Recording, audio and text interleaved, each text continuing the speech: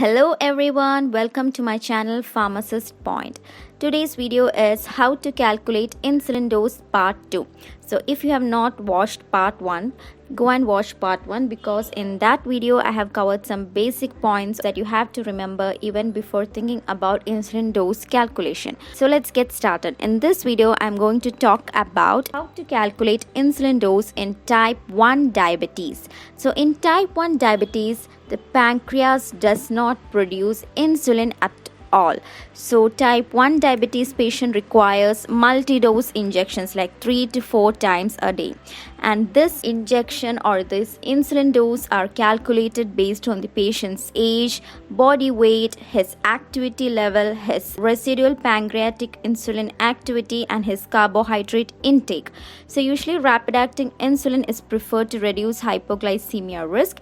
Along with rapid acting insulin, some basal insulins are also added, which I'll be discussing in the next part of the video. So usually for type 1 diabetes, they require a total daily insulin dose of 0.4 to 1 unit per kilogram per day. Now some basic things about insulin. So total daily insulin dose known as TDI, the insulin dose that is required for an entire day. So this is calculated based on the patient's body weight. Then comes basal or background insulin. Now basal or background insulin is a kind of maintenance insulin which covers your blood glucose level between the meals and when you're resting or sleeping. It's usually said that it is 40 to 50% of total daily insulin dose. Now coming to bolus insulin, as the name indicates bolus, which means food, so that covers 50 to 60% of TDI. So bolus insulins are insulins which are taken before food and it is around 50 to 60% of total daily insulin dose. So these are the three main things you have to remember. Total daily insulin dose TDI. TDI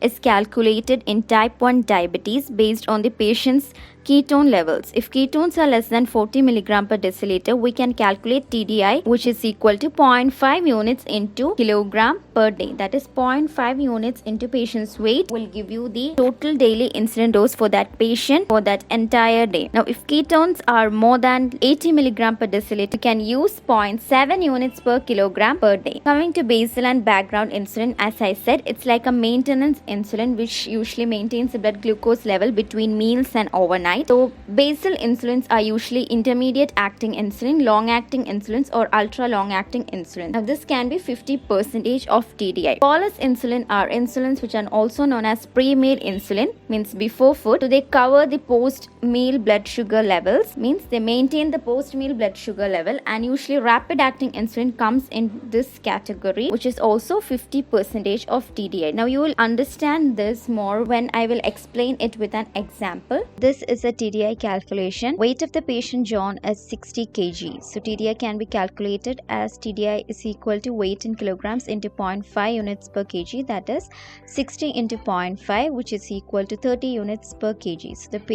So the patient's total daily insulin dose is 30 units per kg. Basal insulin is usually long-acting insulins like glargine or detamir, once daily dosing, or if you're going for NPH, that is intermediate acting insulin, we can give it twice daily. Now coming to bolus insulins are usually rapid acting or short acting insulins. So here Lispro or Aspart, which is rapid acting, or you can even go for NPH because it is a cost effective.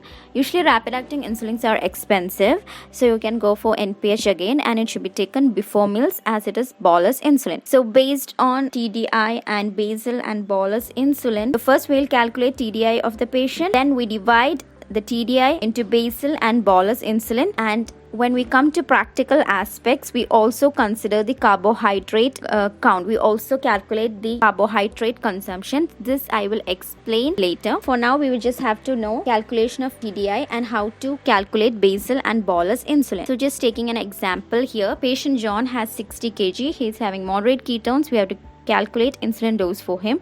So here TDI is 60 into 0.5, which is equal to 30 units. So 30 units is his total daily insulin for that day. Now we have to divide this 30 units into bolus and basal insulin. Here we are taking 50-50 ratio. 50% of 30 units is the basal and 50 bolus. So basal is long-acting insulin, insulin glargine 15 units at bedtime, that is half of 30, and insulin Lispro, which is the rapid-acting insulin, is 15 units, which should be divided among 3 meals. and it should be taken before these meals. So before breakfast 5 units, before lunch 5 units, and before dinner 5 units. This is one easy example. Coming to another example, here you take the patient's weight as 70 kg and moderate ketones and calculating insulin dose. Here when we use 70 we get 35 units, which is an odd number. Either we can do is we can round it off to 34 units, because it's always better to start with a lower dose. Can go for 34 units and calculate, or you can distribute basal and bolus into 60-40. So 60% of 35 units as basal insulin and 40% of 35 unit as bolus. So always remember one point, basal will be always higher amount than bolus. So here insulin glargine, that is long acting insulin, we can take the higher amount 60%,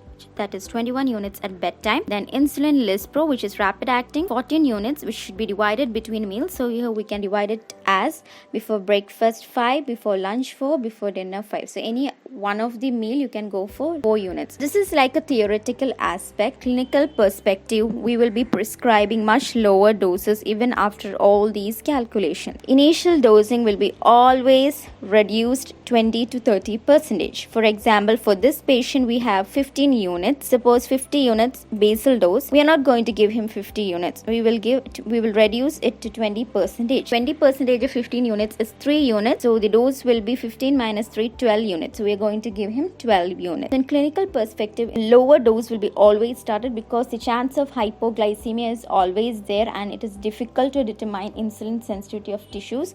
So that's all you guys in this video, because try to watch this video completely and try to understand each and everything which I have covered here. So don't forget to subscribe my channel Pharmacist Point and stay tuned, because next part of this video will be released. I hope you understood this concept. If you have any doubts regarding this, you can put it in the comment section, or you can just directly contact me through Instagram or through my email. Every contact details is given in the description box. Thanks for watching. Have a nice day ahead.